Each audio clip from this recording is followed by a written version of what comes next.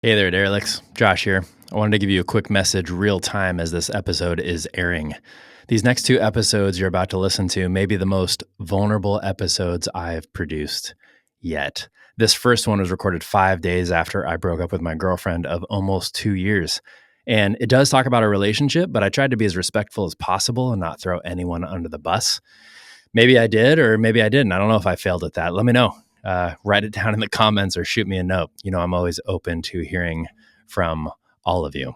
I tried to focus more on my mistakes and covered such topics as amends, addiction, recovery, healing. I recorded it only a couple days after our breakup because I was able to process a lot in those few days. But honestly, it was still very fresh. And some of the things I said in my episode, I would actually change today, but that doesn't make them any less true in the moment that I recorded them. And frankly, this makes me even more nervous to publish it. But part of what I'm trying to do with this podcast is to be as authentic and vulnerable as possible and encourage you all, especially you men, to do the same. It's now been 2 months since the breakup, which has given me a lot of time to heal and process many learnings from it. I have a much clearer picture of what happened here, but I still think it'll be extremely beneficial for you to hear from me when it was so fresh. One interesting thing I noted is that the overall thoughts and themes have stayed the same. This shows me the power of my gut. If I just listen to it, it steers me in the right direction every single time. And you know what? Another thing that makes me nervous is there's a chance my ex-girlfriend watches or listens to this. Frankly, I hope she does. Not because I want any sort of reaction or response from her, but really because I hope she hears the message I'm trying to convey. Now, if you are listening, I have a message specifically for you. And I think the rest of the audience will relate to this as well. I hope you know sincerely that I deeply care for you as a person.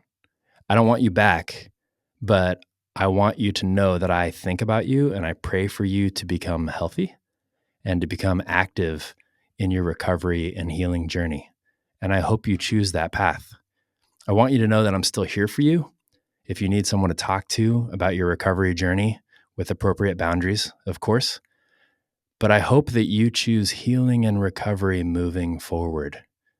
It's what's going to serve you best, and I hope that for you. Now, to all the listeners, let me just encourage you. If someone's hurt you or they've disappointed you, you've had any sort of relationship transition with them, please know anger and resentment, grief, etc. will not help you move forward. No matter what they did to you, no matter how much of a victim you were, how much you see yourself as a victim, honestly, it's immaterial.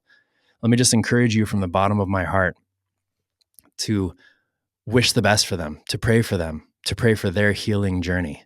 And honestly, even more important, I encourage you to take your healing journey seriously as well. I've been through several breakups in my life now, and they're always extremely difficult. But one thing I know for sure is that if I choose to lean into healing and recovery, my life always gets better. So even if you go through a breakup and it's extremely painful, know from the bottom of my heart, you will become a better, stronger person if you lean into your healing journey. Don't lean into your addiction. We'll talk about this a little bit in the episode later on. So I hope you enjoy the episode, and please let me know what you think in the comments below. Or if you're not on YouTube, jump on YouTube or send me a note. And of course, hit the subscribe button if you haven't done so already. Please stay tuned as well for next week. I recorded part 2. It was recorded 1 month after the breakup and talks about the 5 stages of relationship transition, which I think are fascinating. And I get more bold about what I talk about as far as my relationship goes and a different perspective a month later. So also, just in case you're worried, this is not turning into a breakup podcast. There's 2 episodes. That's it.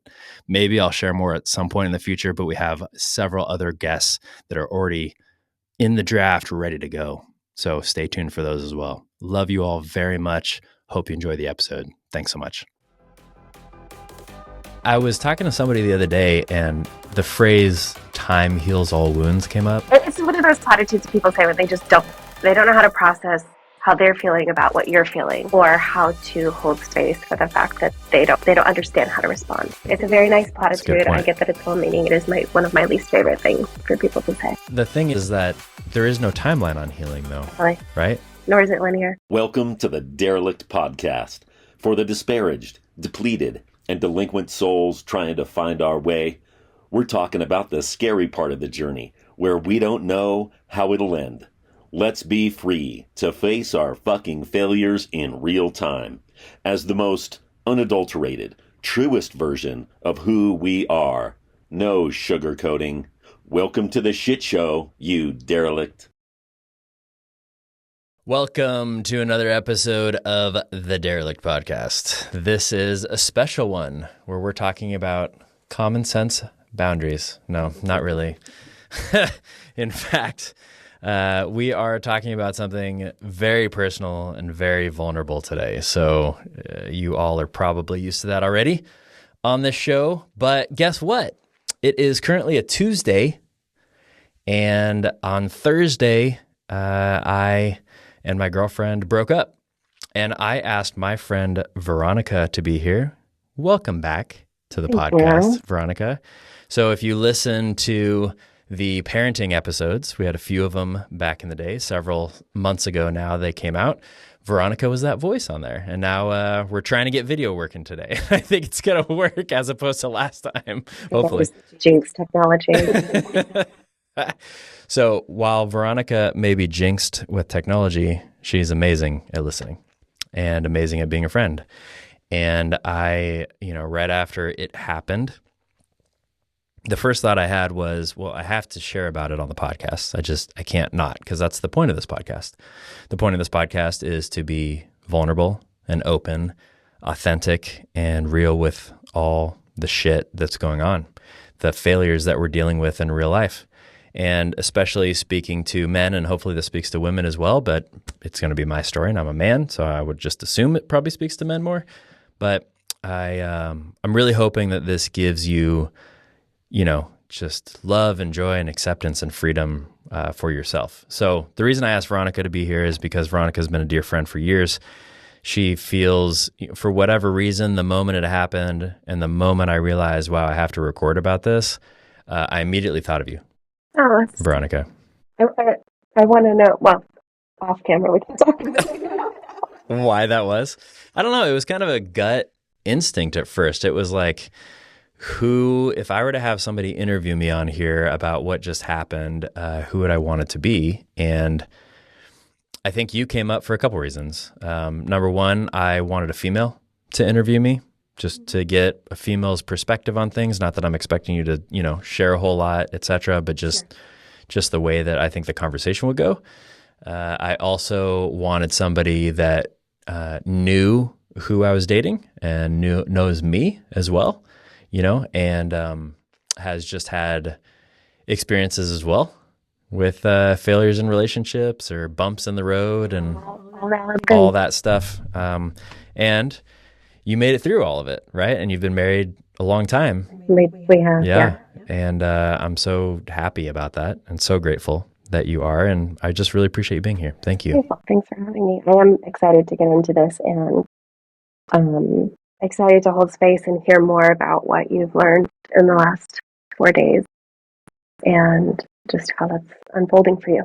Thank you. I appreciate that.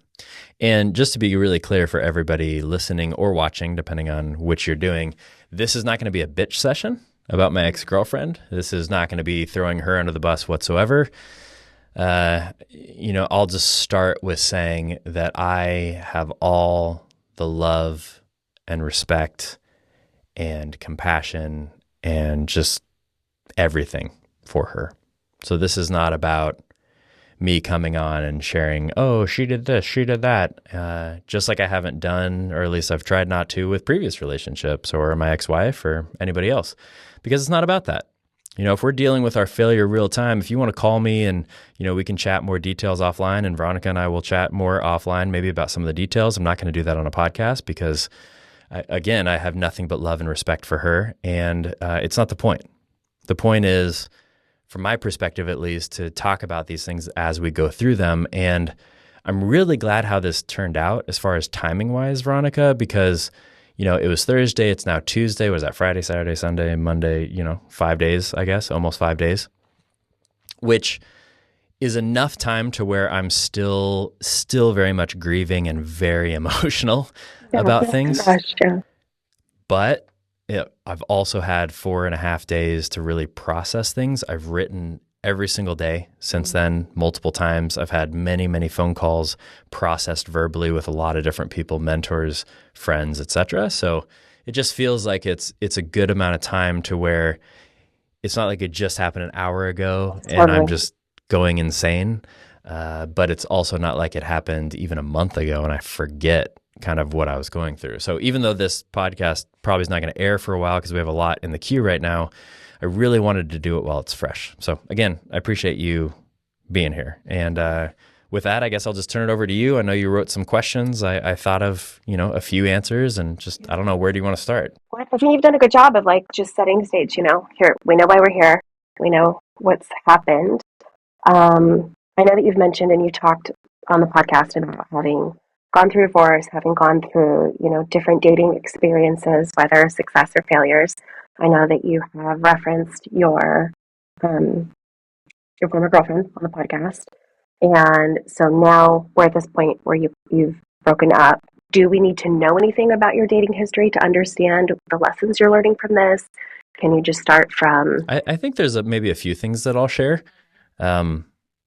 And again, I'm not going to go into details only for protection of those people, but I will share, I think, some lessons and a little bit of my journey as far as that goes. I think there's a couple things. One that I want to mention and that I just want to relate to anybody that's listening to this that is divorced. Maybe you've experienced this before. So I took a class on divorce. It was called Divorce Care. It was through a church. And it was good. It was very like old videotapes and outdated. And there's a lot of stuff I had to get through. But the thing I really liked about it is that basically everybody kind of got in a room and said, hey, let's talk about the difficulties of divorce just in an open, honest, vulnerable environment. And men and women were there. We all had small tables, so we had discussion. There was like learnings, everything else, and discussion after it. The only reason I'm bringing that up is one of the things that I heard from everyone in the room that had experienced it, they all said the same thing, and I thought it was really interesting. They said that their like main long-term relationship that they had after their divorce, the breakup was harder than their divorce. That's fascinating. And when I went to the class, I was right fresh. And I was like, there's no fucking way. Yeah. Like, this is the most difficult thing I've ever been through until this one. And I've had several previous girlfriends before this, but like, I would say this is the most like honest, authentic, intimate one that I've had. And I definitely felt that way, at least the last several days. And who knows how I'll feel, a month or two from now. But right now, so really what it made me curious about when you go back to dating history. So I'll be brief about my dating history. So I was married and with my wife for a very long time. We were together for 16 years. Right out of school, we got married and lived most of my life with her, had 3 children with her, and everything else. Very grateful for all of that now. I don't regret any of it.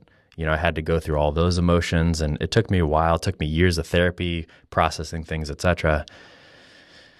But when I got done with that, I kind of went through this teenage rebellious phase because we met when I was 18, right when I went to school, and we started dating when I was 19. So I really didn't have that like crazy rebellious teenage doing so. I get it. So, 2020 comes around, and between COVID and my divorce, I went a little crazy. Had some teenage experiences. We'll just leave it at that, and maybe not go into any more details for the podcast.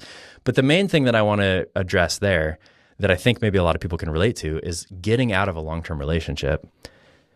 It's not just a rebound necessarily. It's not like you just rebound with some other person. You might do that because of how you're feeling and your emotions and everything else. Maybe that's like one component of what you're doing, but that's right. I don't think that's all encompassing. Yeah, agreed. Yeah. My rebound was, I'm just going to go date a bunch of women for very short periods of time and just get a lot of variety and adventure and everything else because I didn't really have that before.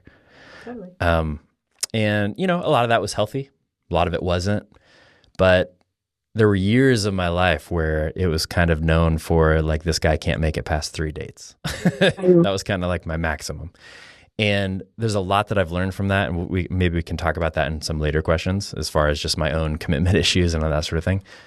But I think the main thing that I want to address that hopefully the listeners can relate to is that most of my experience after that came out of hurt. Mm. And I'm not blaming anyone for that hurt. I'm just saying I was grieving. I was in a grieving process. I was hurting. And instead of I did a lot of work on myself, and I also decided to act out at the same time. If I don't want to feel this feeling, maybe I want to go get some attention from a woman. I want to go flirt. I want to go on a date, right? Etc. So I did a lot of that because frankly, I was feeling really insecure about myself. I wasn't really feeling confident. And I just felt like, hey, I want to go get some validation. Yeah, sure. Had a really, contentious divorce and was like, I don't feel loved. Sure. Where do I find people to love me? And it took a long time to kind of get through that phase of my life. And for anybody that's in that phase right now, just know that it will happen with time. But not just time, because I don't know about you, but I've met a lot of bitter people that are still bitter at their exes 20, 30, 40, 50 years later. I don't even think time is a product of like living. Like I think, not to discount that it does take time when you're investing in yourself and doing the work, but just living doesn't do the work. Absolutely So not. I think that is important to Yeah. note. I was talking to somebody the other day and the phrase time heals all wounds came up. I do too. It sucks I balls. do too, right? Because it's fucking bullshit. Yeah, it's one of those platitudes that people say when they don't know how to process how they're feeling about what you're feeling, or how to hold space for the fact that they don't understand how to respond. Right. It's a very nice platitude. point. I get that it's well meaning. It is one of my least favorite things for people to say. I would say time and working on yourself and healing heals all wounds. Like in other words, some things. yeah, right. So like the thing is that there is no timeline on healing though, Definitely. right? Nor is it linear. Yeah. No, it's not at all. And I haven't really talked to my now ex-girlfriend since we broke up a few days ago. So I don't know where she's at. But one of the things that I've also struggled with that I would also encourage everybody to listen to this right now that I've had to learn the hard way with several relationships now is that my timeline of healing is not the same as somebody else's timeline of healing. And I can't expect that. So even if I feel like I've healed a bunch in the last, 4.5 days, I can't expect that of her. Maybe she has, maybe she hasn't, I don't know. But I am such a control freak sometimes that I even want to control that. Like, well, I'm healing, so you should be. And do you find yourself in this process, and I know, again, it's still relatively fresh, wanting to control the narrative? Is this a part of trying to control the narrative? Great question. That's a really good question. And I ask that without judgment. Are we noticing that? I'm not taking it as judgment. I know you well enough. I think I would be lying and untruthful if I said that never crossed my mind. Mm-hmm. It definitely does. Not as much, like there are aspects of me that want to go into victimhood when I break up with somebody. Mm-hmm. I would say though, it's been relatively low this time compared to my marriage as an example. Okay, even though it's felt like more intense. Yeah, and I don't even know if it would. Like, I know I kind of prefaced that, but I think in general, my divorce was still the most difficult. But I think it's primarily because of the fact that I'm at a place where now I've picked up a lot of tools on how to process these things, how to work through my emotions, how to actually write things out and deal with the shitty emotions that I don't want to deal with. Mm-hmm. The semi-ironic thing about this is that, we dated, for almost 2 years, and she's been on the podcast before. Yeah. And we were talking about being present emotionally on the podcast. So Q, to anybody that hasn't seen it yet, go watch that, because that might be interesting to watch that and then watch this one. Because we both were kind of talking about how we have a hard time being emotionally present, just in general. And that contributed to, everything that's happening right now as well. But I don't know, to go back to your original question, no, I'm not trying to frame a narrative. And I'll prove it by this next statement. Okay. Even though, again, we're not trying to just talk about this recent relationship I got out of. I was a real asshole in a lot of ways. And I was very unsympathetic and uncaring and impatient and just not, even though I wanted to, didn't do a really great job of respecting some of the boundaries that were put up. Part of the reason I actually have this shirt on, even though this chair keeps fucking with me right now, Common Sense Boundaries shirt. It's actually an improv class that I did. And it was a joke because no one knows what the fuck common sense boundaries means. But I'm wearing it today because boundaries have been hard for me historically. They've been really hard. I used to be very codependent, so they've been really hard for me setting boundaries and understanding that a boundary is supposed to be something that's put in place to enhance relationship. They're not supposed to be punitive. They're not supposed to punish anybody. It's more of just like, I need this to nurture and care for myself. Please allow me, please respect me in that. That's kind of a boundary. I hate how the word is thrown around so much these days. But so to go back to your original question, no, I'm not trying to control the narrative at all because I made a lot of fucking mistakes and I failed a lot. Well, I think, I think I love being around people who are willing to hold their own feet to the fire or allow others to do so. Because I think it's natural for our default to be defensive and to say like, well, no, like, or to just, I think sometimes to like provide more information, because if you only knew, then you would get for sure why I'm a saint, or like why this makes sense, or why I didn't deserve this, and I'm totally talking about myself as well, mostly probably. And so I love that you're acknowledging the humanness of the desire to go there and the intention that it takes to say, well, that's not entirely true, is it? And to kind of go there with yourself. That's hard. It's really hard. That is hard. It's a process too. Is that something, like, can anything in the dissolution of a relationship, I think breakup is, that's what we call it, that's what happens, right? But you're attempting to dissolve a relationship, an intimate relationship with someone who knew you well and where things were just so much more intertwined than other relationships in your life, right? Even though dissolution of a work relationship or a different, maybe a friendship with a guy would be different, but valid. This is just next level stuff, right? Can anything in this process be described as successful? Is there a successful way to have a dissolution of a relationship? Do you feel like the fact that you're doing this podcast and attempting to be honest, is that a win? Is there a way to fail at that? Is the fact that you're even thinking about it the win? This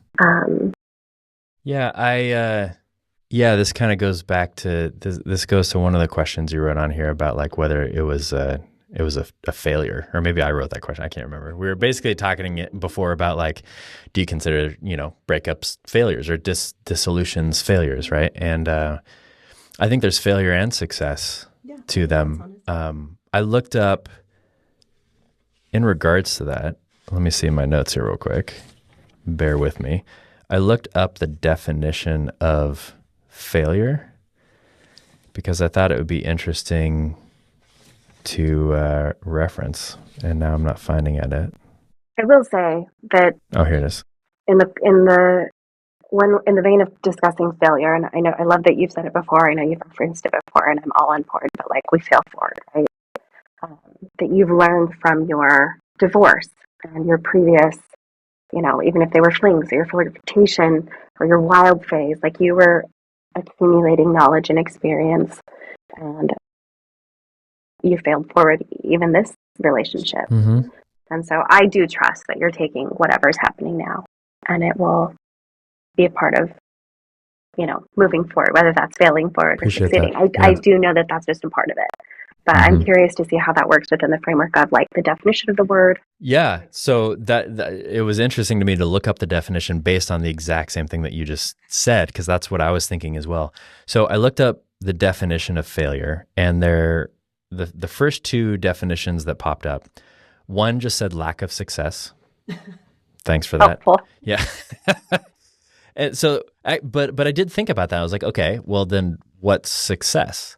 Like, is success getting out of a relationship where two people feel like it can't move forward anymore and you can't progress and it can't be healthy and everything else, that I think that could be labeled success. I agree. Even though the relationship or marriage or whatever it is quote a failure, Yeah.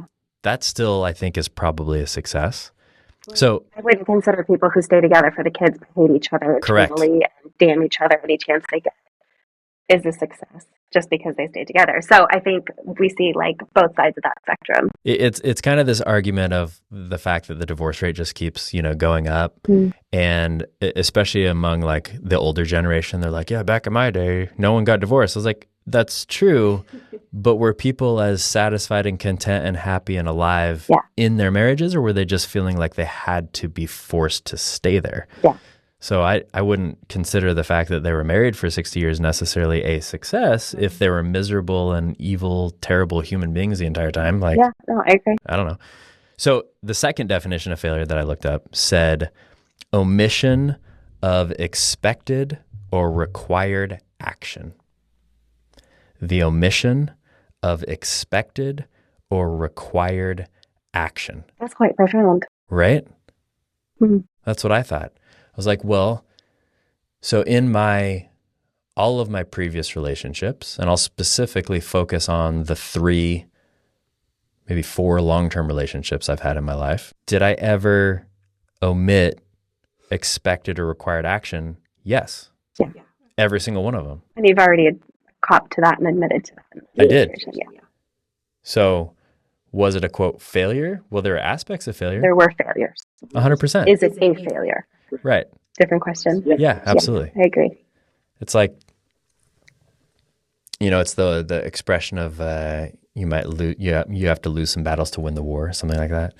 And I don't know if that applies here, but it makes me think about those failures, at least from my experience, are required in order for me to be able to learn from them and move forward and grow and heal and become a better version of myself.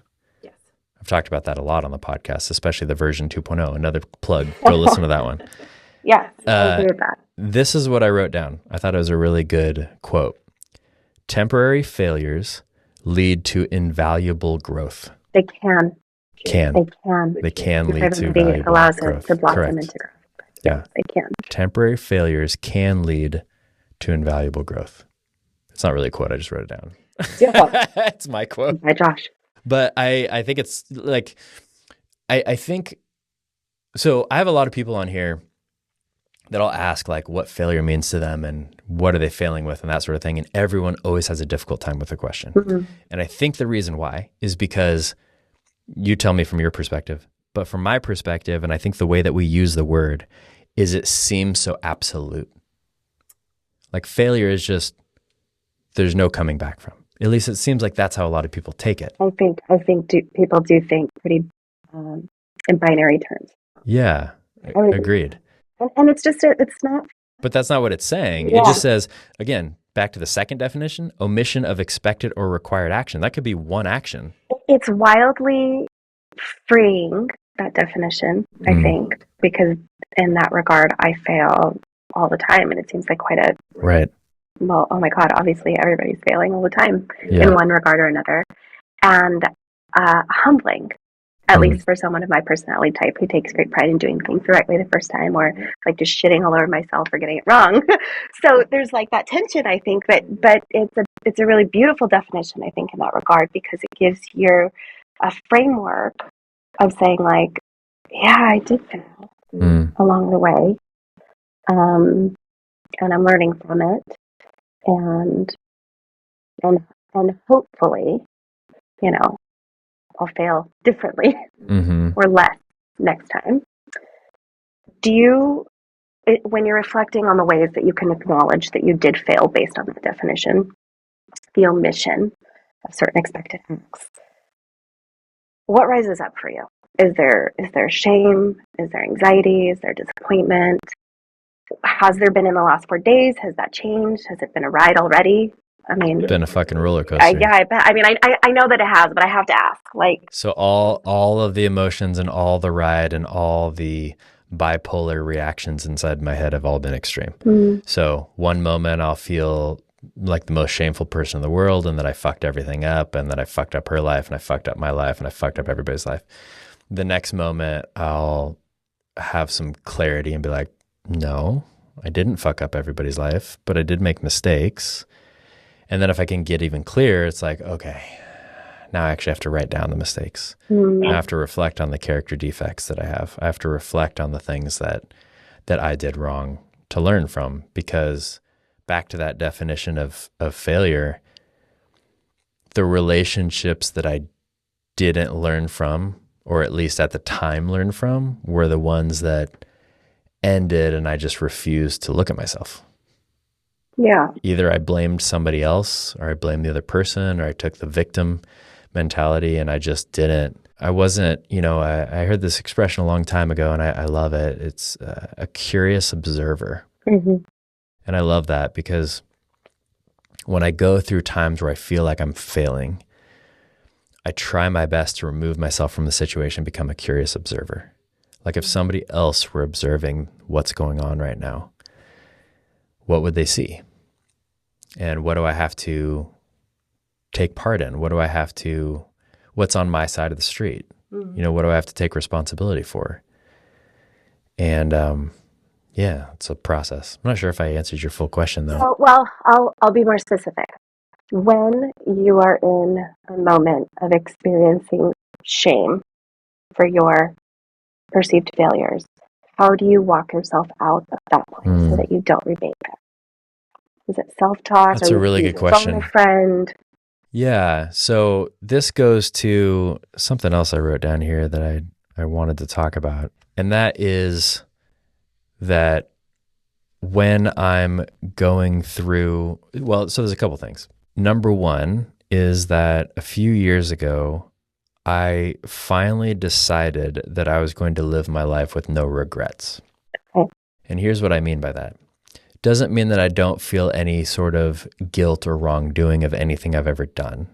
I feel plenty of that constantly. And there's a difference between guilt and shame. I've talked about it on the podcast before, right? Guilt is I did a bad action. Shame is I am a bad person. Yes. It's different. So guilt is healthy. Shame is not, ever. When I get in those places of when I feel shame, I first remind myself, you promise to live with no regrets. So if you're living with no regrets, you can't feel like you're just a piece of shit all the time. That's one thing. The other thing that I do, I've said this a lot the last several days, like, I'm going to get through this. I can get through this. I'm going to get through this. I can get through that. And I literally just repeat it in my mind, because our minds are powerful things. I was just going to say, that statement is so powerful, because it's independent of what you're feeling right now. Reminding yourself, your brain, your body, your soul, you're going to move forward. I think you've already said a couple of really incredibly impactful things. I mean, the fact that you've said, that you've gone over the definition of failure and admitted, there were things that I omitted in terms of expected behavior. Yeah, that's on me. What's on my side of the street?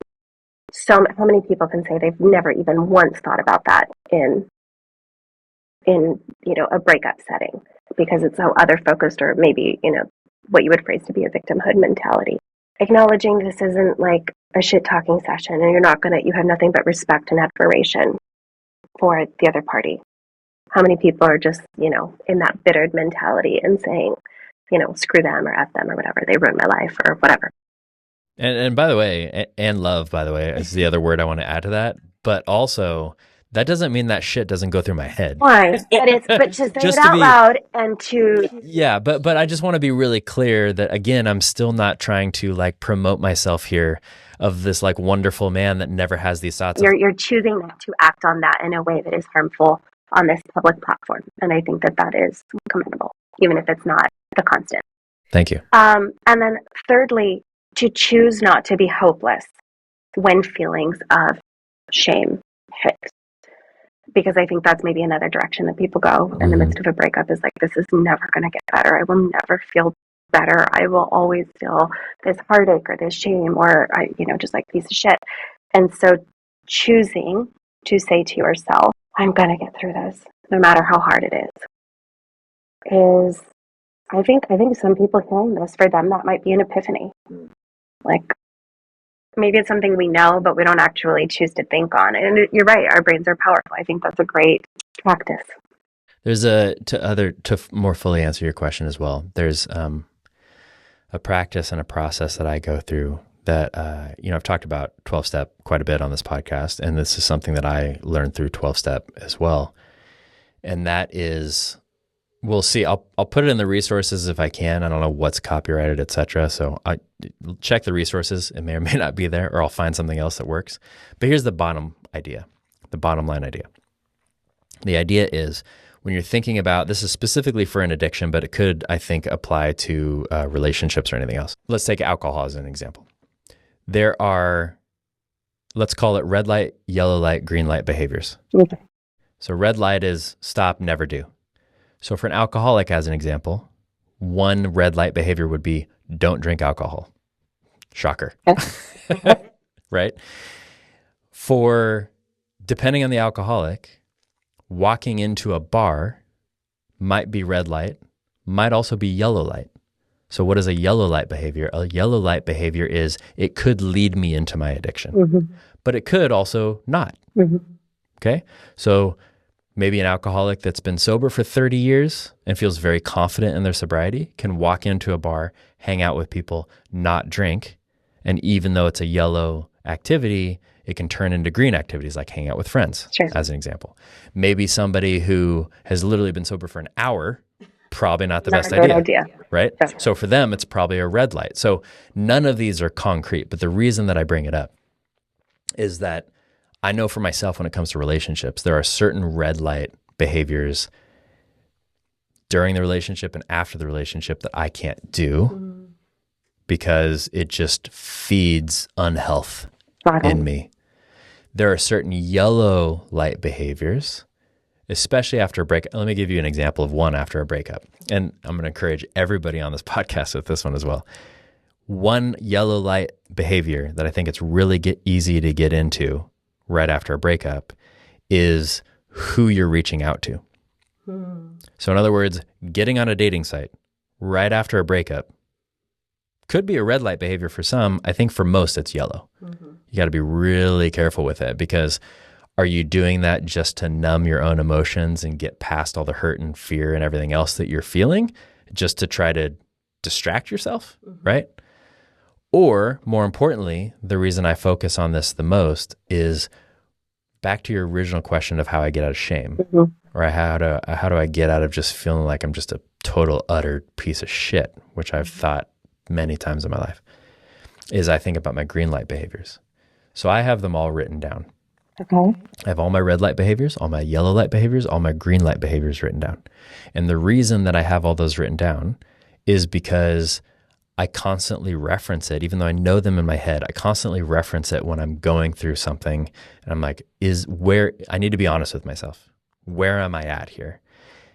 Speaking to mentors and friends helps, especially people that will keep you accountable, right? Calling somebody and being like, I'm on a dating site right now. Yeah. I just broke up with my girlfriend. Should I be doing this? Asking the questions you already know the answers to, just to get that external feedback. Yeah, I'm with you. But my green light, like I'll give a couple of examples of green light behaviors. One is processing what's going on in my life, which I'm doing right now with you, with a friend. Yeah. So processing anything with a friend, talking on the phone, in person, on a podcast, whatever, is very green light for me. I am going to feel better after this podcast. I know that I will, because I've been able to process my thoughts and my feelings, and hopefully people listening and watching have gotten something out of it. Another green light behavior for me is moving my body. And I'm going to leave it that random, because it doesn't necessarily have to be exercise or lifting weights. It could be going for a walk. It could be going out. I think I'm going to try to paddleboard later today. It could be going on a hike. it could just be moving your physiology. One thing that I learned from somebody that I have a man crush on, Tony Robbins, is he talks a lot about when you're trying to break a pattern in your mind, you have to change your physiology. Yeah. So even if you go to an event with him, oftentimes like he'll be talking about something, you'll be sitting down, and he'll just make you get up, do jumping jacks, dance around, have fun, do something like that. I got a little rebounder, a little mini trampoline that I usually keep in my office for the same reason, where like I'll be standing at my standing desk or sitting at my sitting desk. I'll be doing work or editing a podcast or whatever I'm doing. And then starting to feel some sort of like just difficult emotions washing over me, etc. And I know that if I just stand up and literally go jump on the rebounder for 30 seconds, a minute, I'm going to feel better. Yeah. So changing my physiology is a big one for me. Connecting with friends is a really big one for me, especially people that I can just be honest with and authentic. I wanted to touch on that too, because when you're discussing who you reach out to, are you trusting that just everybody in your life is capable of answering That's a great the question. call? Are there certain people, certain qualifications? I'm going to do my best to answer this question without throwing anyone on the bus, okay? This has nothing to do with my girlfriend. It has to do with actually somebody else that I'm close to. When I went through my divorce specifically, and there were a few people in my life that were very much like I'm interconnected with, we have a great relationship and everything else, and they were very much yellow light people to me during that time. Here's the reason why. Because every time I called them, it was always bitching about my ex. Mm-hmm. They were. Yeah. Here's what she did wrong. Here's what she did wrong. Here's what she did wrong. And that wasn't healthy for me. Correct. As much as I wanted to do it, and I did do it, I'm definitely not, innocent here. I definitely did that plenty of times. But when I was in a healthy state, I realized like there's nothing about this that's healthy. Yeah. So nor is that what you actually needed? No. From them. And frankly, I didn't want to hear it anyway, because I also don't want to think those things about her. Totally. I don't. Mm-hmm. I want to have love and care and affection and respect for her. I don't want to think those things as much as part of me does sometimes, right? Yeah, I think that's natural. But I asked that question with a lot of intentionality, because I think, yes, reaching out to people is important, but I think it's equally important. We would be remiss to not acknowledge that you really need to take stock of which people are best. Yeah, absolutely. Who's best to take this call if they're available. And if I need to keep relationship and talk with these people like I did with them, there were several people that I had to have a conversation with. Yeah. And I had to say, hey, look, I understand where your heart's coming from. And I understand that you want to be there for me. And I understand that you want to support me. But when you do this, it actually hurts me. Yeah. I learned this concept of being in a headspace where you want friends shoulder to shoulder with you charging at the enemy, or you want a friend right in front of you stopping you from running into danger. And you kind of got to suss out. And sometimes it's the same person. You just got to let them know, like, here's what I need from you. I do not want you running into this situation with me. I need someone in front of me talking me off the ledge. But you have to be in tune enough with yourself to know. And to be honest with yourself, like, what do I actually need? What's going to be beneficial, like positive, not just feel good, right? Because sometimes rage feels so good. Yeah.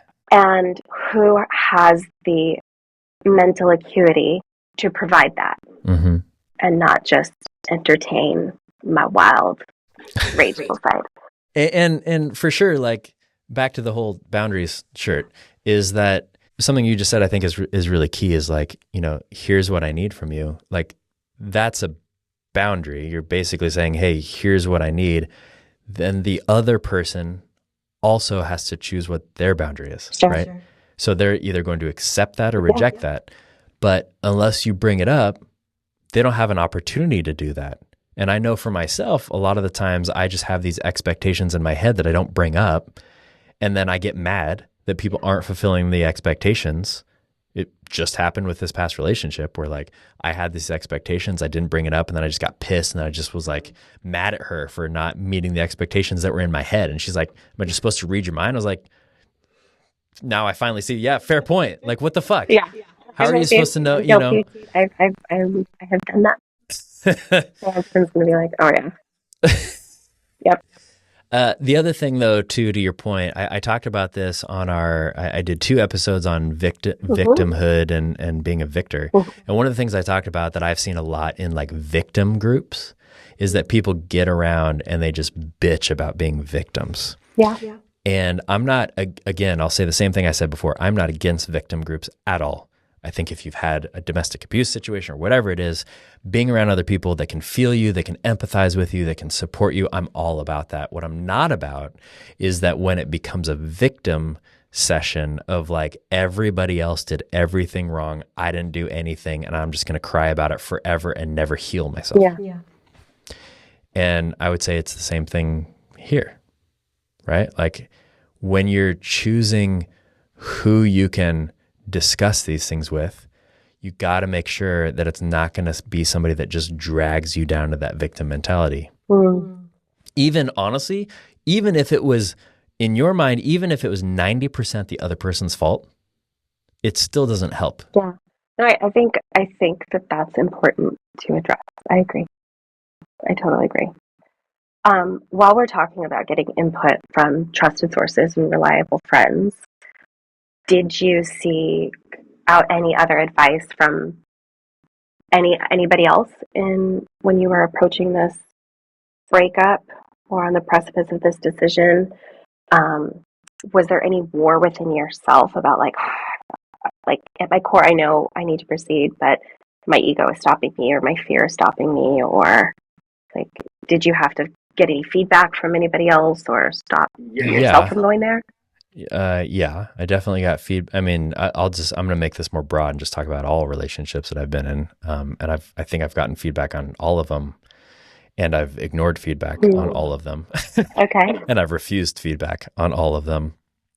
And I have been impatient probably with all of them as well. So yes. And I wish I could tell you that I had this figured out, because I definitely don't. And I constantly second guess a lot of my decisions, not just in this relationship and other relationships, where, you know, well, I'll bring this up and maybe people can relate to this. So there are different types of personalities in the context of relationship.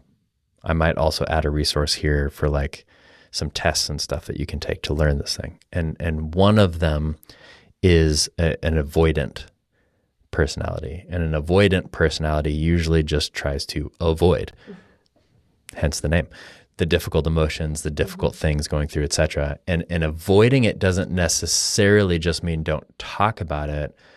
Avoidant can also mean, and I feel like I've done this even recently, where I hear that somebody wants something in a relationship and I use whatever piece of that I want to in order to avoid more difficult things that we have to deal with.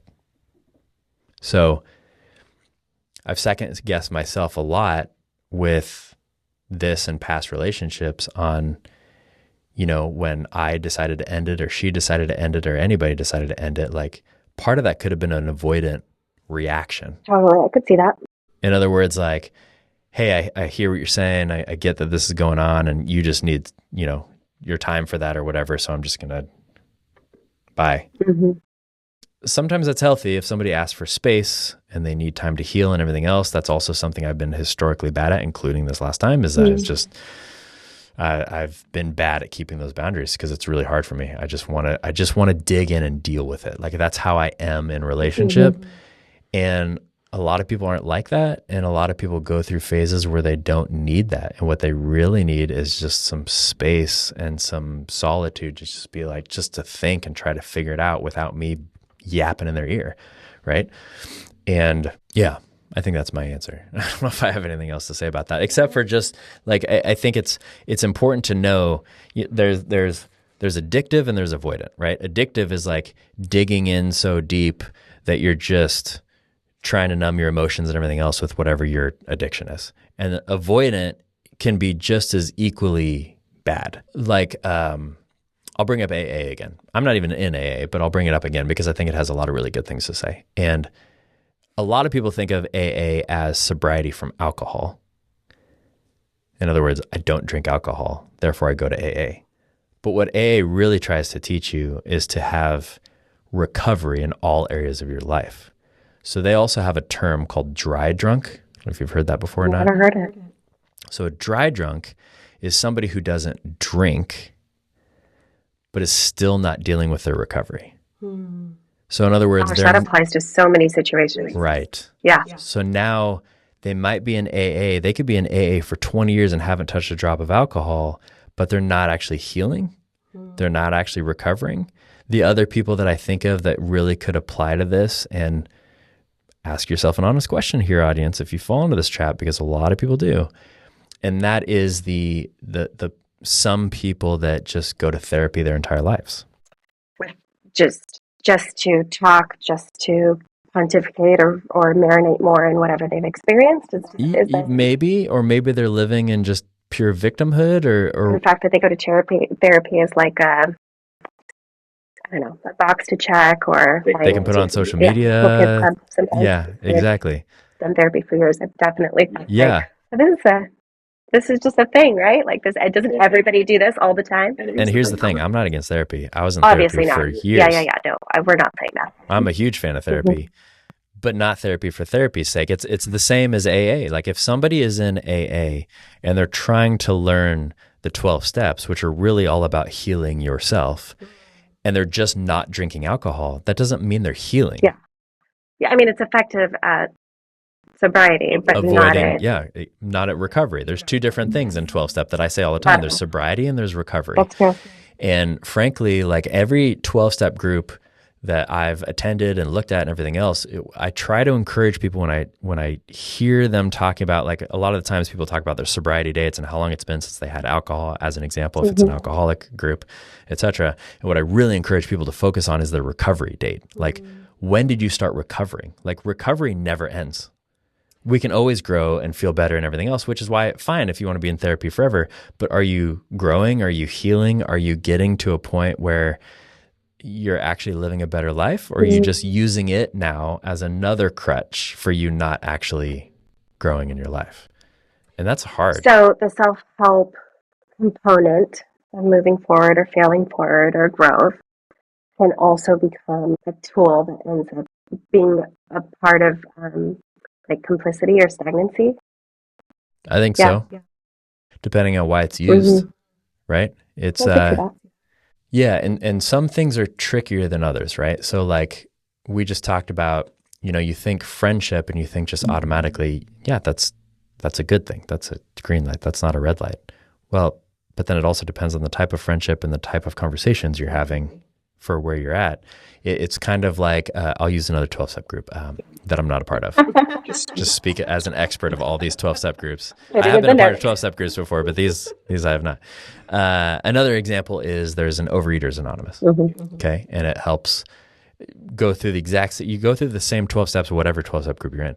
But this one helps you, if your addiction happens to be eating food. Now, is eating food bad? No. We have to eat food to live. So that one's a little trickier than alcohol, because do you have to have alcohol to live? No. No one has to have alcohol to live. Some people might say they do, but you don't actually, to live, you don't have to. Food, you do. So it's a little trickier, because then you have to start asking yourself, why am I eating this food? Am I eating this food for sustenance and nutrition and to have a healthy body? Or maybe because it's fun and I'm having a nice little treat? Or am I eating this food to drown out difficult emotions, hard emotions, sadness, anger, pain, hurt? So those are questions that, do you find yourself reflecting on those as you're moving through this process of just like feeling your feelings and like, okay, what am I doing next? Like literally within the next 5 minutes, are you finding yourself thinking on those things like, well, why did I decide to do this? Is it because I'm numbing? Is that something you're like referencing constantly? Will that be something for the rest of your life that you're constantly checking up on? Or do you just know that like whenever you have a trigger point of emotional stuff and you're wanting to make sure that you are not defaulting to any red behaviors? So it's a good question. I would love to say in an ideal world, yes, but it's not an ideal world. And I go through phases where I don't self-reflect. part of the reason that this most recent relationship ended is because I went through a phase where I wasn't self-reflecting. And, sometimes you don't realize that till, I don't agree with hindsight's 2020, but it's definitely a lot better than current sight sometimes. And, when I've gotten out of relationships in the past, then I can be like, oh, shit. I thought I was self-reflecting and doing the work when I was in this, but I really wasn't. So for me, it's a couple things. Number one, things sometimes just need to change for you to get to the point where you can do that. I frankly didn't see that my marriage was unhealthy till I was out of it. Wild. And I was in it for so long. Yeah. And I still had people speaking into my life and everything else. But the other answer to your question is yes. And I would love to say that I'm so good at self-reflecting, I can just do it myself, but I can't. Yeah. I have mentors, I have friends, and I have people that have agreed to call me out on my shit. And I think that's really, really critical. I've lost friendships in the past because we've gotten to a point where it's like, the other person just wasn't willing to like have any sort of accountability or keep me accountable.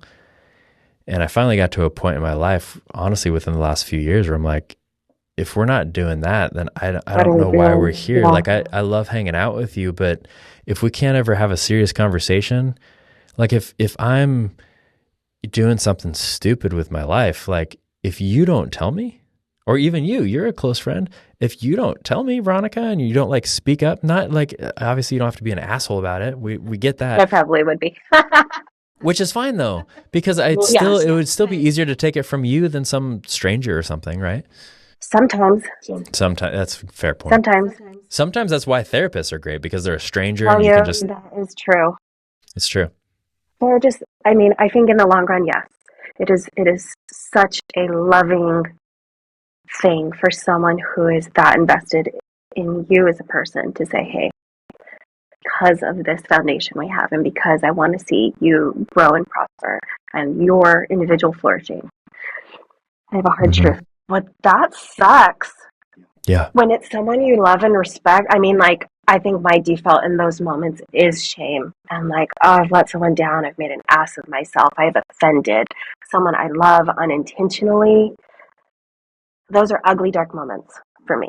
So sometimes I do want those truths delivered in a discarded package of someone I hired to tell me hard things. Yeah, so let's go back to that topic a little bit, because I don't know if I fully finished your shame question. In the last, let's see, well, I'll just use the last 2 years. So in the last 2 years, let's see, 1, 2, 3, 4, 5? No, I think 4. 4 out of 5 of my closest friends in the last 2 years, 4 out of 5 of my closest friends have basically pulled me aside and said, here's why you're being a dick. And I need things to change in our friendship. You think I didn't feel shame? Especially after that fucking 4th one. I'm like, the common denominator here is me. So how do I not feel like just an utter failure as a friend? Like I've just fucked up everything. Now, where my brain sometimes will go, because I can have addictive tendencies, is to just be really extreme about it. So somebody might come to me and they're like, basically, I don't like this aspect of our friendship. I needed to change. And my mind goes to, they never want to be my friend again. Sounds like maybe you've experienced that as well. So one other way that I have found that is one of the best ways to get me out of that shame cycle is to fucking communicate with the person that's telling me what they're telling me. Wow. Write that down. What a novel idea. Right? But I don't do it so often. I'm with you on this.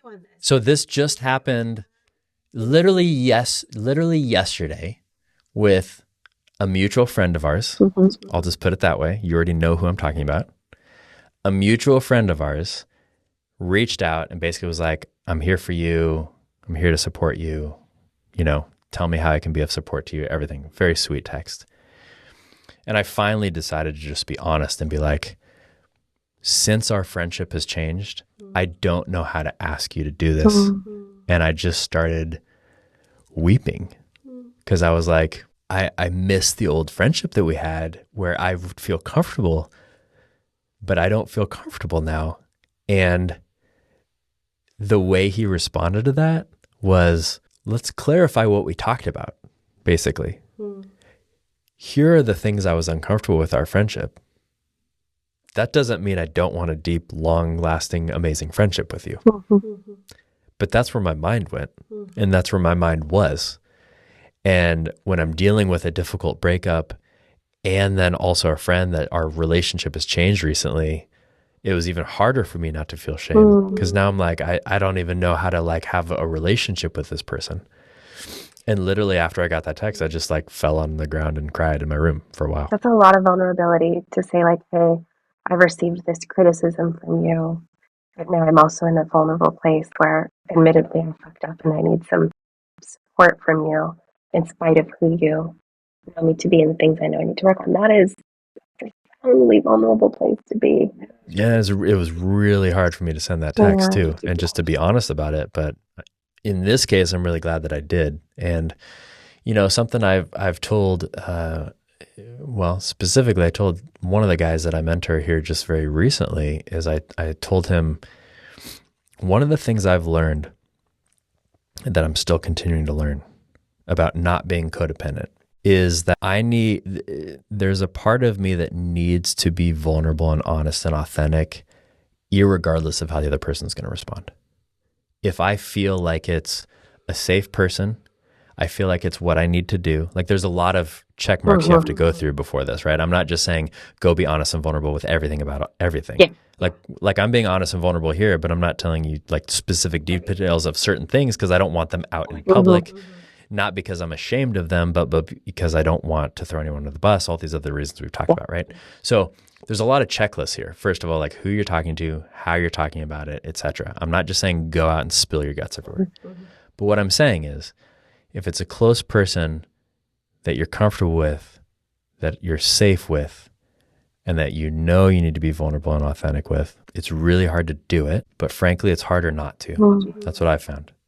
Because the times I haven't done that, that's when the friendship's actually gotten worse. Well, I do think that is prime breeding ground for those extreme thoughts to then take root, and then you almost enter this funhouse mirror zone where everything is a little distorted and you can't find your way to what started in the first place. I love, though, that in this particular situation, the response was truth. I'm like, hey, I actually love you. Yeah, I just didn't like these things. They were very fixable. Right, exactly. And that's what he said. That, yeah, absolutely. When you reduce it to that simple of a statement, you're like, oh shit, I can totally fix those things. Thank you for loving me. Like, that's it. That's the good stuff, right? Because no one is perfect. None of us are perfect. But to have the soft landing of someone's understanding in that way and their patience with you in growth, and then also to offer support in a hard time. It is, and that's how I've had friendships that have lasted a long time, is because we finally gotten to the point where we actually do that with each other. Because the ones that don't last a long time are the ones that I don't do that with, or I shut down, or I avoid, or and the other thing I was going to say too, before I forget, is that where I'm trying to get in my life, and I hope for everybody listening to this, you're trying to get in the same spot, and I hope you do as well. I'm trying to get to the point where if I know that it's a safe, vulnerable, open person that I should be sharing this with, that I'm going to do it despite their reaction or their response. I want to be in a point where I'm speaking honesty and truth and authenticity and being vulnerable with somebody that has shown to be safe, even if I get a bad response from them. And the bad response, going back to success and failure, the bad response does not mean I failed. It means they did. And that's on them, and they can figure that out. But for me, the success was actually being open and honest and vulnerable. To me, that reminds me so much of like the give and take in just having conversations with trusted friends and people. So not just like new people. We're not talking trauma dumping or any of that behavior. But it's such a dance that we do. It is an intimate thing to offer and receive information, facts, emotion, these real-time updates of anguish or joy or pain. How did you find yourself choosing to be present in the midst of the actual breakup conversation? Were you able to tell your truth regardless? I don't think I was very present. I've had enough breakups now to know that haven't always acted the same in all of them. But I think part of my sometimes avoidant behavior gets really numb in the middle of it. And the way numb looks for me is, I guess avoidant of emotions, right? So instead of allowing myself to feel sad or fearful or angry or whatever else, I just become a robot. And it's like, specifically this time, it just felt like my body just, at least for a while, just shut down and was just like, this is happening. Was that to protect? Do you feel like that was to protect yourself? Do you feel like that was a survival? Like, did you think like if you let yourself feel what you were feeling, you wouldn't continue the conversation? So it wasn't a conscious choice. It just happened. Okay. But it was only for a very brief period of time before, I went through all the other stages of grief and emotions before and after since then. What I think of is, when I was growing up, my mom was an ER nurse for a long time.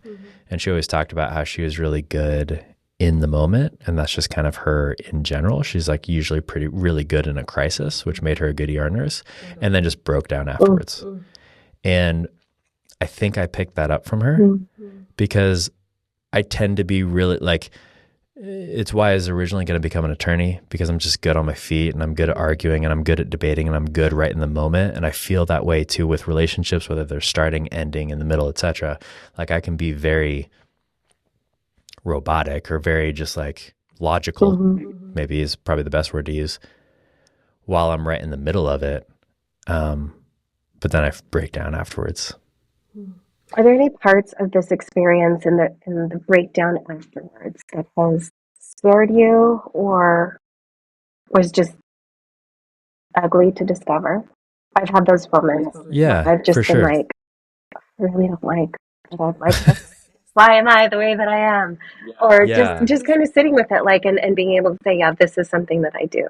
And I hate that I do it. I don't know why I do this. Sometimes it's ugly, and I'm acknowledging that. Like, did you have any of those moments? Yeah, there's many things. I'll talk about one that's more in the past than current first, and then I'll get to current. So historically, in my adult life, as long as I can remember, I would cry 1 to 2 times a year. Very specifically. I cried every year on my birthday.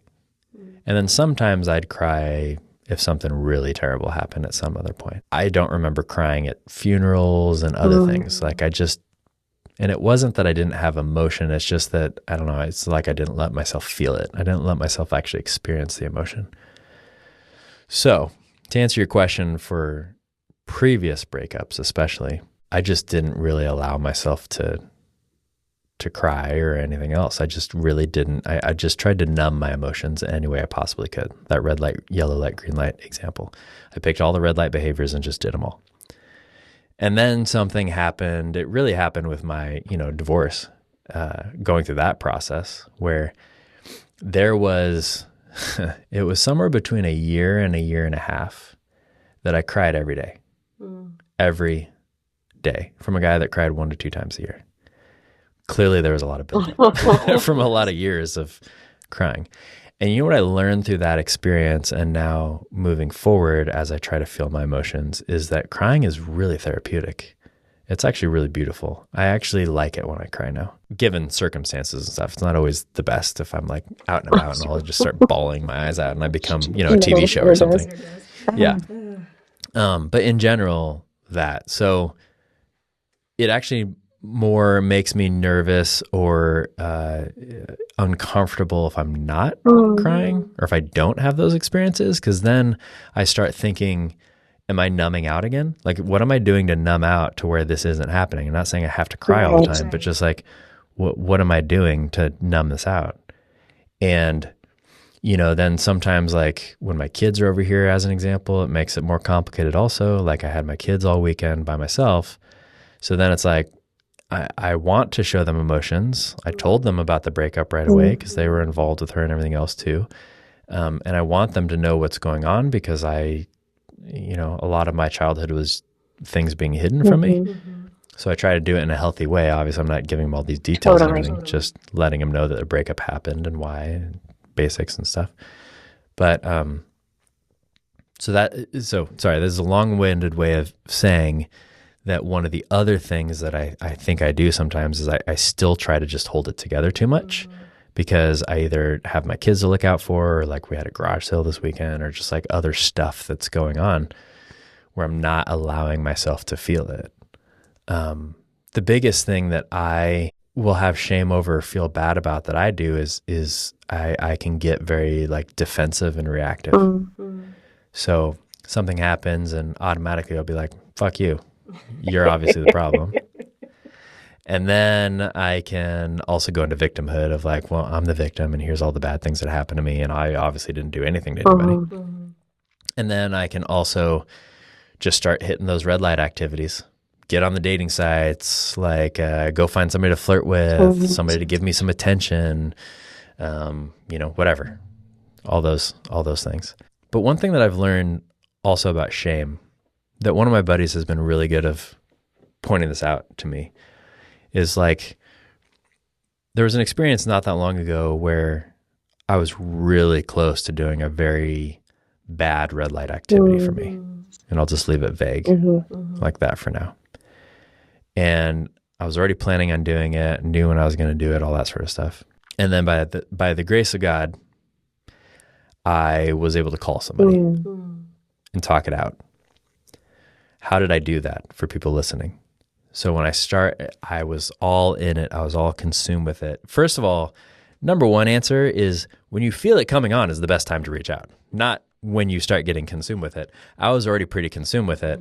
So in order to break that pattern, I had to first change my physiology. So the very first thing that I did is I stood up from wherever I was and I walked around, put my phone down. I was like, I need to go just for a walk, go observe something else, get my mind somewhere else. I started observing people, which I love to do. I love to people watch. So I started observing people. I'm walking. I'm like, okay, the physiology's coming there. Then I can kind of start thinking about what I'm doing. Like there's another expression in 12-step, think through the drink. And what that means is don't just think about drinking, because then you'll drink. If you think through it and what's going to happen, you might not. So if you think, well, all the other times I drank, I didn't just have one beer. I had to have 28, and then I got in my car, and then I hit an animal, or then I hit a pedestrian, or then I almost got killed, or whatever.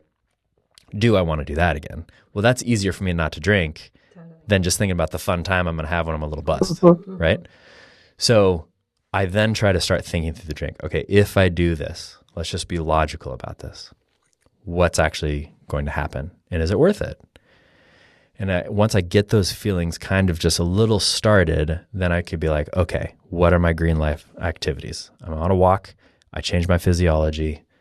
I need to call somebody. Picking up the phone is very difficult to do, but I've trained myself to do it now. I never used to. It's just a practice. Now it's a practice. Well, I think anytime you do something more than once, you're in the practice. It's true. And it actually goes back to neurology and the way that the brain works, right? Where you have to choose create new neuro pathways. Thank you. I don't know why that was so hard for me to say. And one of the neuro pathways I've created in my brain is that the moment I start feeling uncomfortable, I need to either or change my physiology and call a friend. So my brain knows that, or text a friend, or reach out to a friend, right?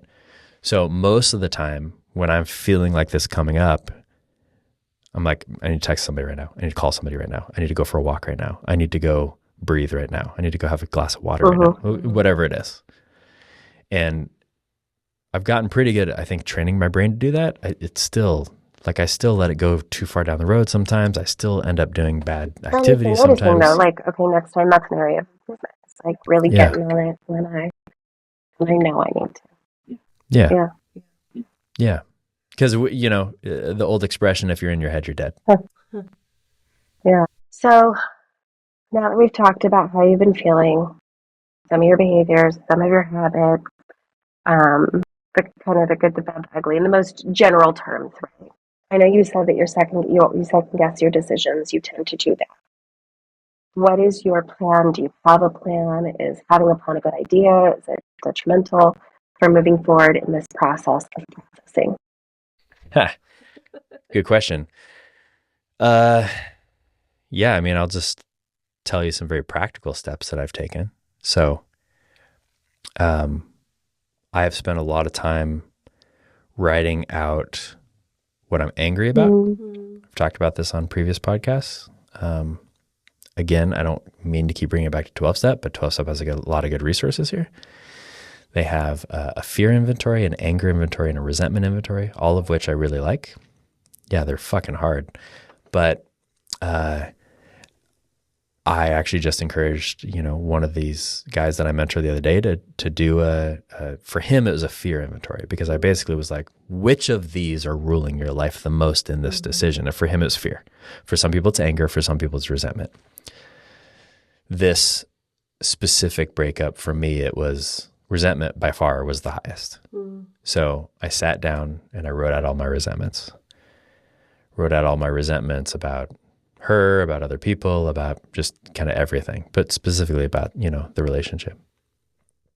And then in order for me to then self-reflect, what I also do is I also write anger, fear, and resentment towards myself. What resentments do I have towards myself? Another word for that is shame, right? I think. Or can lead to shame, maybe I should say. Yeah, I actually don't think they're one and the same, but I think it's possible. Yeah, that's a better way of saying it. So I had to write down, here's all the things I'm resentful for in myself. And I guess, maybe a better way of saying that is if I let those resentments take over, it turns into shame for me. So I had to write out, here's all the things I'm resentful for myself. Here's the things I'm angry at myself, etc.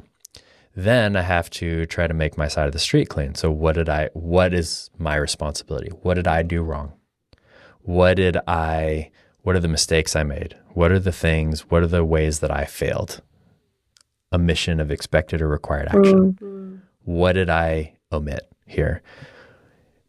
Not focusing on the other person in the relationship or anybody else at all, because this has nothing to do with anybody else. This is only me. What did I do wrong? Not what did I do wrong because they did it. Just what did I do? Like fully responsible for my own actions. And also not saying, how can I make this better or easier or lighter? Correct. Or moving toward an inappropriate reunification. Yeah, or also to use it as a manipulative tactic, which we're going to talk about next, because then the next thing I have to do once I figure out all these things I did wrong is, do I owe anybody an apology? Do I owe anybody an amends? And just real quick for anybody listening that doesn't know the difference, this is at least how I define it. Go look up the research. I'm probably wrong. But I think of an apology. An apology is, I'm sorry, right? That's an apology. An apology is basically, how do I say this? You can apologize without admitting you did anything wrong. So I'm sorry you feel that way? Or is that No. I'm sorry for our misunderstanding, not actually including any empathy? Yeah, or it could just be, so I'm gonna reverse it and try the other way, because it's sometimes difficult to explain. For me, an amends is taking responsibility of action. Okay, so I did something, realizing or, trying to understand how that made the other person feel. Okay, so having empathy. So it's like my action plus empathy to say that it was wrong. And amends doesn't always have an apology, though, which I find really interesting about them. So I could say, hey, Veronica, I was a jerk to you the other day. When I texted you, I could tell, you were obviously going through a hard time. I texted you like a jackass. And I said this, I wasn't very sympathetic. I wasn't very caring. I was very wrong in that. There's no apology. There's no I'm sorry. It's an acknowledgement and an admittance that I did something wrong. I think in my case, more effective than saying, I'm sorry. Agreed. So Does everybody a lot of feel that people, way? I don't know. no, that's why Okay. I love that you said that, because that's what I was going to say next. A part of the problem that I've had, frankly, with myself and other people, because I used to apologize all the time. Like in my marriage, I always apologized. But what I realized about a lot of the times I was apologizing is I was like, it wasn't, I'm sorry that you feel that way. That's not even an apology at all. It was an actual apology. But then the question, but did I admit any wrongdoing? Because I can say I'm sorry, yeah, or own what happened to you. Exactly. Because I can apologize to you and say that I'm sorry to you, never change anything or even realize how that affected you. Yeah, totally. So sometimes you can marry the two together, right? Where I could say everything I just said to you and then say, I'm really, really sorry at the end. Great. You're owning it. You're empathizing. You're getting the it. But, like I've been in relationships before where I've asked people to stop saying I'm sorry to me. I have as well. It is that those words, I've become so callous to them. Yeah, they're almost triggering. Right. Okay, yeah. Let's use the word triggering. Triggering. Everything triggers me. Triggering triggers I know me. we're so aligned in some of those things, but yeah, I mean, specifically to that point, that is one of the reasons. I mean, that was a thing in my own marriage. It's like, I'm so tired of having the same argument, and your response being, give a shit if you're sorry. I want this to change. I want action. I want understanding. I want empathy, acknowledgement, prevention. And with that empathy too, what I've learned with the amends is like, yeah, I was an asshole. I was a jackass. I responded this way. That must have made you feel isolated and alone and uncomfortable, etc. Right? And you can also add like, and that that really grieves me that I did that to you, and I take responsibility for that. That to me means a lot more than I'm sorry. When it's genuine, yeah. Yeah. I think also it's honest to say, like, now I feel bad about it, but in the moment I maybe even knew I was doing it and it felt righteous. For sure. Because now you're, like again, you're owning it. For sure. You're like, owning it yeah, again. I mean, that was part of it. And I know for myself, the place I can go and I really felt justified at the time. And I see that it was really hurtful. Yeah. And then whether or not to apologize is a different story. Well, and then, there's a whole process of like who you apologize to and how you make amends and if you do it or anything else, which you have to kind of work through as well. But, so you're in the process of doing that? Is that what you're saying? Yeah, I haven't done that with her yet. I've written them out. So it'll happen soon. It'll happen before this is aired, part of your thankfully. process. Yes, it is part of my process. I mean, as long as she accepts it. I mean, I don't mean accepts it. I just mean like gives me the chance of saying it to her. Sure. Because that's the other thing with apologies and amends too, is like you can't force it upon somebody. But do you find it beneficial to go through the practice, as you were saying before, like speaking this truth without knowing what their response will be? Yes. Or sometimes I've done amends in my own life in the past that were never presented to the other person. Because sometimes either maybe it's an amends that I need to make from somebody that I did a long time ago and I don't know how to get a hold of them. Gotcha. So that could be one thing. It could also bring hurt or pain to them. And that's not the point. So you have to go through a couple things of like, and again, 12 Steps, a good resource for this. So if you need a resource, go there. But you have to understand like, what's the best context and is it going to hurt the other person? Like here's a common example, right? That I hear a lot in these circles is that somebody comes to me and they're like, well, I cheated on my wife, 20 years ago. And this is something that I need to make an amends to of the person. And then we have to think about, okay, if you contact this person, even if you can't get a hold of them, if you contact them, let's assume they're married for a second. Maybe he doesn't know. Maybe he does. I don't know. Or vice versa. Somebody else's life just so you can feel better. Are you going to hurt them or are you going to hurt somebody else close to them? So that's one of the questions you have to ask. And in that situation, you probably are, especially if it's new information. Yeah. So that's the other thing is it can't be the selfish thing. So sometimes you just have to make an amends and just write it out and be done with it. Rip up, piece of paper, burn it, whatever. Well, last question. What do you want to make sure all the men know about breakups Oh, that's a good Is question. there anything you want mentioned?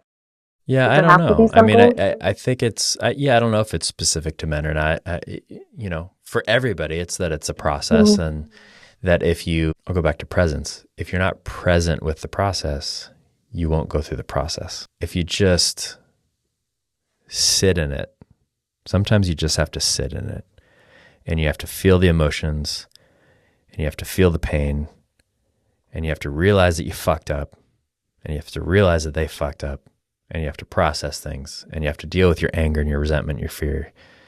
And you got to make amends when you need to make amends, and you need to keep your side of the street clean and get your side of the street clean. And you got to do all those things before you can move on. I think to men specifically, this is not always the case, but especially in our world, especially in our culture, I think it is more acceptable for a woman to get help, be open, get therapy, talk about this stuff in general, not always.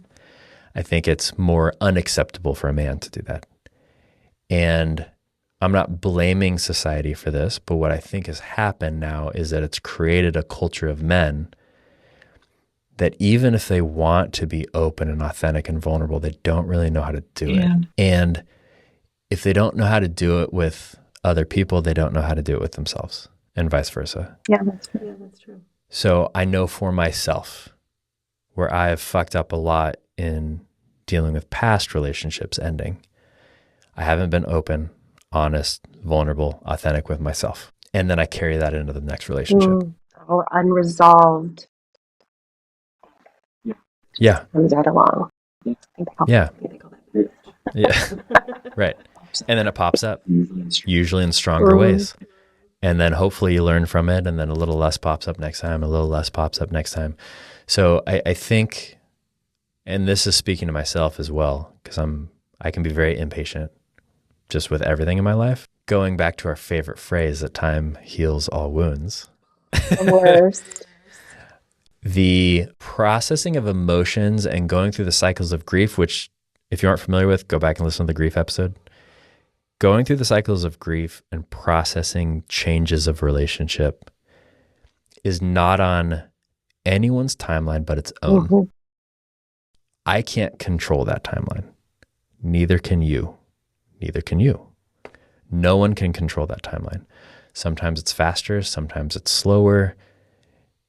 The stages of grief, again, if you listen to that episode, you'll know that it's not a circular thing. You can go from one to another, multiple at the same time. It goes all over the place. I tend to have an extreme personality, so mine get really insane and intense very quickly, and then I move on to another one, really insane and really intense. Not everybody's like that. I am. But just, man, hold on for the ride. Try to have love and support around you, and try to really be honest, but as a curious observer, not as a shamer. Yeah, I think that's such good advice. And I think as I'm hearing you speak, what I'm actually taking home is you can't always prepare for when these transitions in life happen, but the work that you're doing on yourself and the self-reflection that you practice daily will inherently be a part of this process. So maybe the sooner you're investing in yourself these days, the better off it'll be when something like this happens. Absolutely. Accurate? Yeah, for sure. I mean, the only reason I'm able to be, I am definitely on this path. I'm a long ways away from where I want to be one day as far as all these things go. So again, I don't want this podcast to be like, oh, look at how great I'm doing. I mean, I'm doing better than I used to, but that's only come through years of self-reflection, therapy, coaching, learning from others, wisdom, mentors, reading, books, podcasts, everything. I like years of this. I've been on like a self-discovery healing journey for a little over 6 years now. So that piece takes time because you can't it's not the Matrix. It doesn't happen every day. Yeah. You can't just get plugged in and upload. I wish you could. Wouldn't that be great in this context, especially?